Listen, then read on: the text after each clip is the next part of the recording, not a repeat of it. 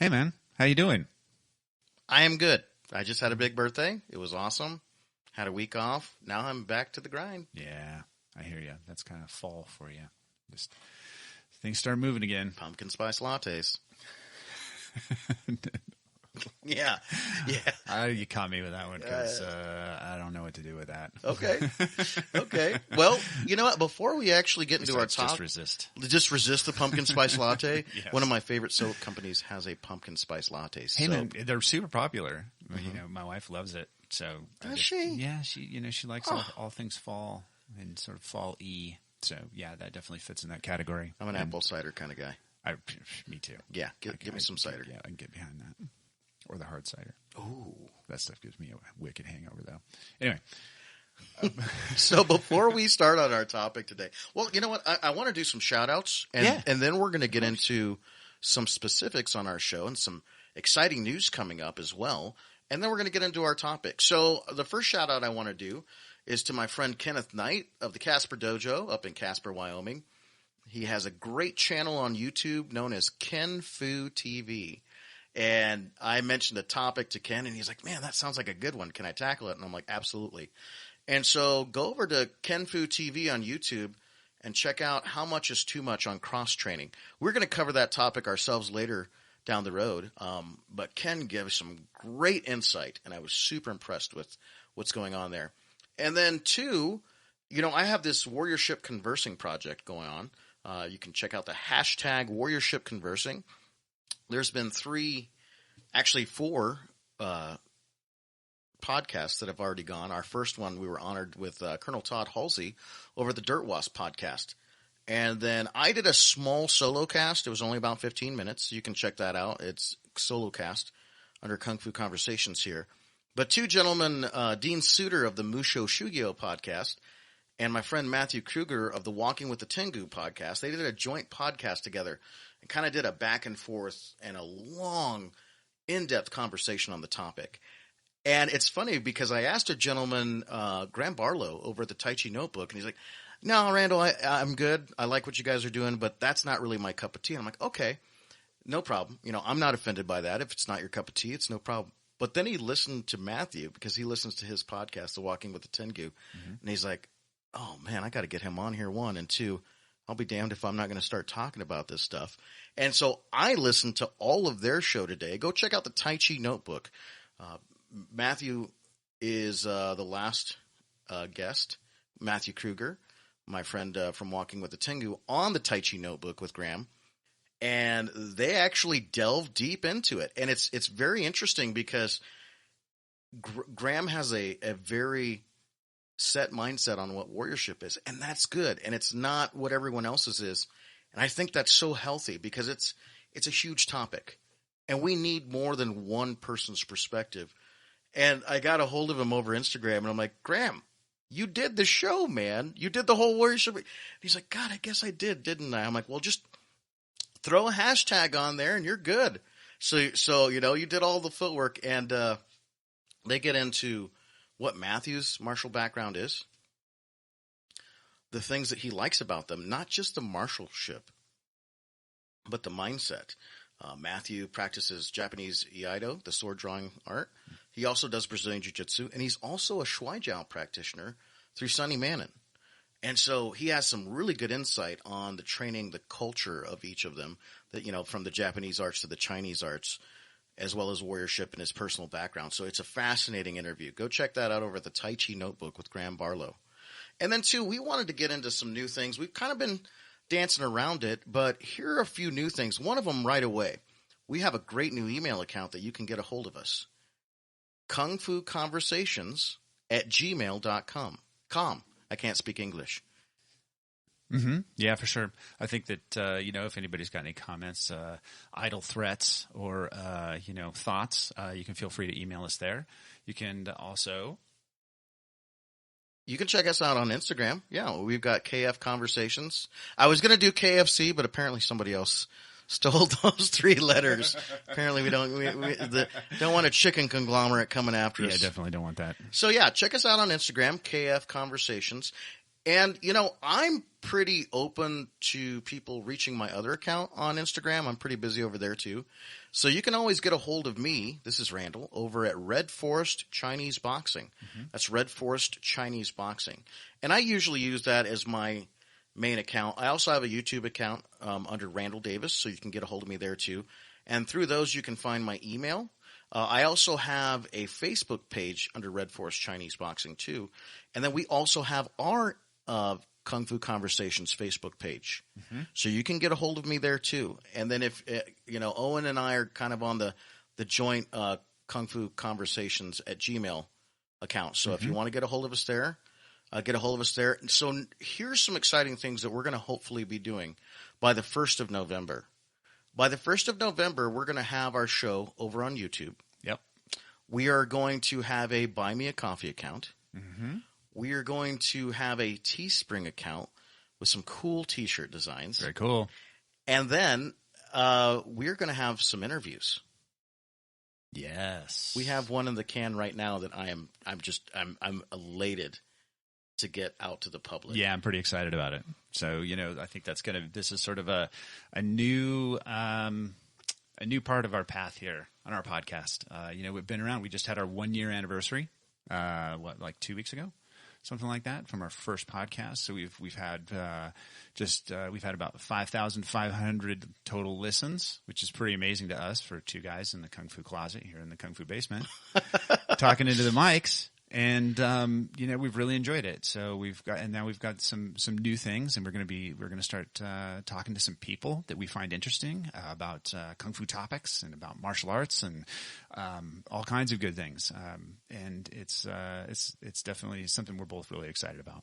The other thing too is we are still going to have our little Owen and Randel, tit for tat down here. Absolutely. So that's still going to be a part of the show. 100%. 'Cause honestly, it's like one of my favorite parts of the whole thing. It is pretty damn cool. I'll have to admit that too. But we're also going to mention, did you want to mention the Boulder Internal Arts School? Maybe your blog spot? Yeah, sure. So my school here in Boulder is Boulder Internal Martial Arts. It's actually Boulder Internal Arts, but you can look me up on the web. And you can type in Owen Schelling, Bagua, or Owen Schelling Boulder Internal Arts. And if you're interested, you can reach out through my little website, my blog, and get a hold of me if you're interested in any kind of Bagua or Shingi classes. Awesome. So most people, like I said, you can reach out to me at Red Forest Chinese Boxing. I am blessed to study Shingi with Owen. In April, that'll be a decade. And I don't really teach Shingi. I'm more of a practitioner. Hopefully someday I will be. I really enjoy it. And then I started Bagua a year ago, not teaching that, but I love practicing it. But I do have, as of this month, 24 years of experience in Wing Chun. Yep. And so I'm not... Wing Chun is very good. Oh, you're just saying that. No. But I'm not a Sifu. I don't know if I'll ever be a Sifu. But I do love... at least an introductory lesson and sharing some knowledge with people. So if you ever get a wild hair and want to try out some of the Wing Chun that I practice, come say hi over at Red Forest Chinese Boxing. Again, you can find me on Instagram. You can find me on Facebook. And then you can find me on YouTube under Randall Davis. Randel. That's Randel. Davis. My mom chose a unique name and a unique spelling of it. So there you go. So that's a little bit of what we're doing. And we're over here in Boulder. And then I teach mainly out of Longmont, which is 15 miles outside of Boulder, Colorado. Mm-hmm. Cool. So we just wanted to give you a little PSA there, public service announcement about Kung Fu Conversations. And that was a really good one, too. I know. It turned out pretty good. Yeah. So I think that, today we were going to talk about so when you're a teacher, if you're with a teacher for a while, and that teacher, I think the natural progression is that teacher's going to change things over time. Now, I can't really speak to like more structured martial arts. Maybe I think of maybe Taekwondo as being that way, or some types of karate being that way. Sort of very, this is the way my teacher did it, this is the way I do it. But I guess my question to you and to the audience to think about and to myself is, so what do you do when your teacher changes things. And so, for example, in my lineage, I do Bagua, and I do Gao style Bagua, and I do Yizan school from Taiwan. But I know that before the Gao style came to Taiwan, it was in mainland China, especially around Tianjin. And that's where Gao Yisheng taught. And he taught in that area. And he also went back to his home province for most of his life. I believe it was from 1908, 1909 until he left, I think, in the late 1930s.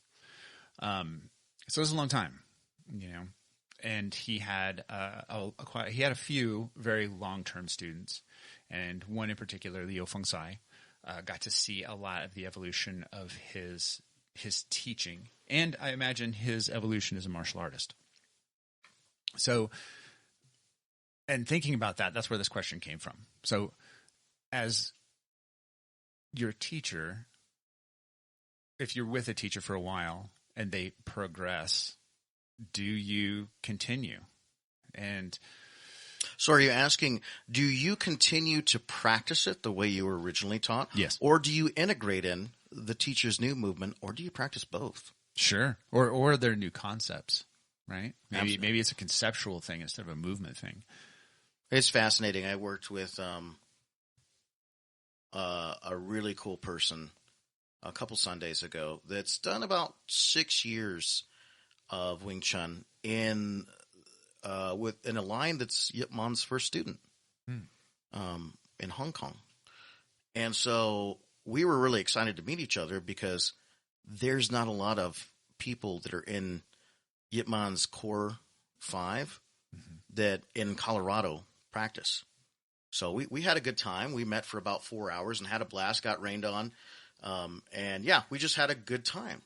And so I was talking to this person and they're like, hey, do you guys do joint locks? I'm like, not a whole lot. So I showed him a few of the ones that I do. And he's like, well, we use this here. What we use as an uppercut, as a joint lock. And I'm like, oh, that's really cool. I've never seen it like that. That's very cool. And he's like, yeah, but we don't have an uppercut. I'm like, well, why aren't you using that shape as an uppercut? And he's like, well, what do you mean? I'm like, well, I have multiple usages of where a shape is and what it's doing. So in the second form, Chum Kyu, we shift in our stance and we do something that looks like an uppercut. Okay. It's not so much the hand shape, because yeah, I can add torque onto it. And they were showing how, oh, look, if you open your fingers and you twist it like this, well, then all of a sudden it becomes a na or lock. I'm like, that's really cool. And I use it as an uppercut, but I use it as a lot of things because it's not the hand shape. It's where it is linked into my body, right? It's the position of the space that the hand is holding. Okay. So I've seen, and it's so funny that we talked about that 2 weekends ago, because I remember from 3 or 4 years ago, I try to stay away from the forums because I was a deep forum diver in my 19 to 21, and we're talking like 1999 to 2000, 2001. And then after 2 years, a young man realized this is horse shit. This is just a place where people can throw shit at each other. But every once in a while, I'll get a wild hair and check out a forum. And I saw a Wing Chun one, and there was, I think it was Ip Chun. It might have been Ip Ching. I can't remember which one. But they had the hand open. And somebody's like, oh, that's wrong. It's like supposed to be closed. And someone's like, no, the only way it's right is if the hand's open. And then somebody's like, no, it's supposed to be flipped over. And I'm like, and I was thinking about it. I'm like, you're all right. You were all right. But what is the context that hand is in that space? What's the context it's being used in? Because I have multiple contexts that I can use that hand. Again, I just need it I'm looking at the space that the hand shape relates to the body. Mm-hmm. Do I want to use it as a block? Do I want to use it as an uppercut? Do I want to use it as an outside block? Do I want to use it as a bridge? Do I want to use it as a joint lock? Mm-hmm. So all these things are capable, but you have to know that. And so I think what happens sometimes is people will, like you were talking about, you'll see maybe the movement or the pattern change, or maybe even the kata itself. And a student might be like, oh, well, the application is going to change. Not necessarily. Because if you're doing something like Bagua or Xingyi, and you have a really deep, rich structure and understanding of it, well, then you're looking at the power dynamic changing. And that is a huge change, because all of a sudden it opens up or closes off different tactics that you're used to using with those shapes and those power forces. So do you think do you think Ip Man changed those hand shapes over time, or do you think his students did? I think Sifu Mayer, one of the last times we were talking, I think he said there was something like, he had counted like 52 different Sunam Taos. And about 25 or 30 different variations of Chamkyu. Sure. The one that doesn't vary a whole lot is our Buji, our third form.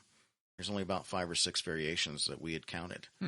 But again, it's less on the hand shapes and where it relates to the body. Now, that being said, the arguments come in when somebody doesn't know that. Right. Because when somebody doesn't know that, you're taking it into a context of, oh, well, you're a few inches off on this movement, so it's not going to work. Right? It's like, really? Is that what it is? Because that is a very, very low level of understanding of what's going on. And some people never get past that. Sure. I really find it fascinating, because I think the way that Wing Chun gets really hidden in plain sight was, yes, there were students that were there for years and years and years, but they weren't asking the right questions. Well, one, and I really actually think that was the doorway into the inner teachings of it. Are the students asking the right questions? Sure. And because if you're not asking the right questions, just keep doing the same damn drills. Right, because you're asking, the questions you're asking reflect your level of understanding, and your teacher's going to be able to go, oh, okay. So you saw that, or you understood that concept, or you integrated that concept somehow, or you were curious enough to look at it in 2 or 3 different ways and then try to understand it more dynamically. And I think so. In my example that I gave earlier with Gao, there's a whole group of people out there who practice Gao style Bagua from Gao's early days, his earlier teaching days. And it looks very different. It looks very different than the stuff that he developed later. Weren't you saying that there's, and I think I remember this, and I think I know of the group, that there's a whole group out there that practices Gao style in the early years that do not have the Hotians. They don't have the straight line. Or it's not quite fully processed or developed or cooked, microwaved, if you will. I think that the I'm not sure like how many Hotians they have. I know that they do have Hotians. I know that when Gao learned it from his teacher, and he kind of studied from Chung Ting Hua, but he didn't study from very often or very long because they didn't live in Beijing. And so he learned from one of Chung Ting Hua's students. And there's a lot of people in Chung Ting Hua schools, and I believe this was the same guy who had like the 32 like straight line techniques that Li Arning wrote a book about, with the little guys that the painted guys doing their throws. Oh, those are the coolest. Yeah. I believe I still have them on my logo.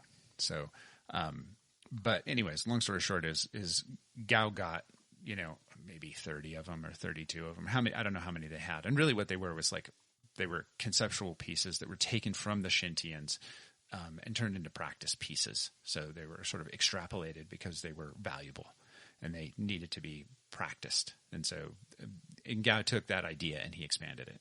So then he came up with 64 of these straight line pieces.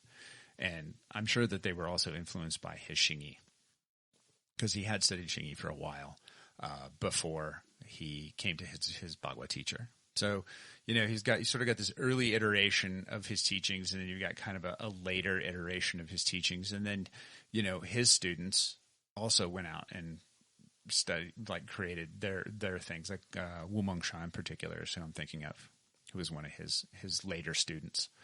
And Wumong Sha really borrowed a lot from Gao, if you will, when Wumong Sha really created his style. So there's a lot of similarity in terms of flavor. I think he was heavily influenced too by his Yongban Ho Tai Chi. Yeah, I mean, he did it. And there's definitely an argument to be made there. But I don't know, because I don't do Yongban Ho Tai Chi. There you go. Fair enough. But I think that, if you follow a teacher long enough, you're going to end up seeing iterations of things. I've certainly had that experience on a number of different occasions. And so then the question is like, oh, well, do you keep doing it the way you learned it, or do you try to, integrate the new? Yeah, integrate the new. And then if it's not explained, do you try to understand why? And to me, that's always been the key thing, is to try to understand why. Okay, why did they make this change? Is it something personal for them? Are they they're going through a phase maybe where they're emphasizing a different hand shape, and that, just like you were saying, maybe the hand shape used to be up. Now they want to make the hand shape down for a reason that they know or understand, and maybe they're just training it that way for, I don't know, a decade or so, and then they're going to change it again. I think that can make a big difference. It's kind of understanding their logic. Now, if they don't share that with you, then do you just do it like they did it? And then, okay, I think that's a certain possibility. I also think that age plays a big difference in it. And I know we were sort of discussing this before we started this podcast, but even if you keep something exactly the same as your teacher taught it to you until he taught it to you until he was satisfied, or she was satisfied with the way you were doing it, and they were like, okay, that's good. And then they're not going to be able to execute it in that way forever. So they're going to get old. They're going to not be able to do it maybe as well as they once did. And you can see that. You can see, as even me practicing for 2+ decades, I can see that, like, I'm 50 and I don't move the same way I did when I was 30, and that's for sure. So I think that then it becomes important to be discerning and understanding why those types of things were changed. So, is it just because, Sifu got a knee injury that's kind of chronic and reoccurring, and, they just don't do that particular kick in that particular way anymore because it's tough on the knees. They don't do that particular low stance anymore that way. So all the stances are a little higher now.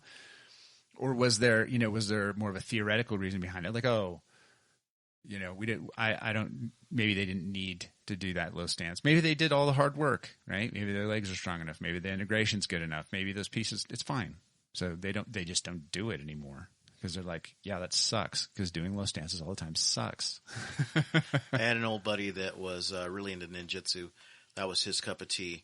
And he had mentioned before how, I think he was in the Hatsumi line, how when Hatsumi was young, like in his 20s, 30s, even up to his 50s, that it was a little bit more like an angry, like an Akijitsu, or like, tastes of Shuaijiao. It's like they would throw them, they were training on dirt. The joint locks and the wrist locks and the sweeps and everything were hard as shit. Mm-hmm. The defenses, they would strike your strike a lot. And, people were getting bumps and bruises, and that's how they trained forever. And then, 60 rolls around, 70. And they've got that listening skill where they can do a small movement and get a large result. But the system started softening up with everybody. Mm-hmm. And so this next generation, do they get the tough love?